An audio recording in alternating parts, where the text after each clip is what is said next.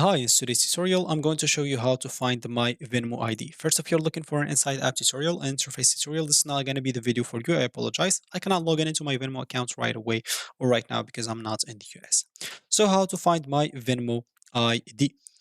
Basically, basically the Venmo ID is the Venmo username. So when people trying to add you as a friend, they can simply type that ID or that username and they should be able to find you.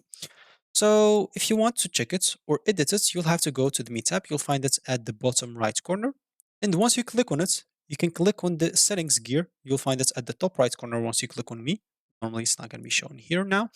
Then you can tap on accounts, then profile. So once you click on account and profile, in the username field, you can update your username to whatever you want.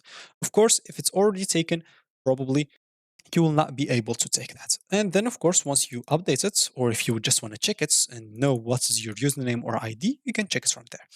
And then, of course, if you change it, just save your changes. And your Venmo username must be between 5 and 30 characters, no special characters other than dash and underscore.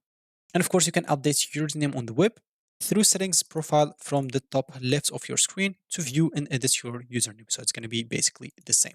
So that's going to be it for me in this video. Thank you for watching and goodbye.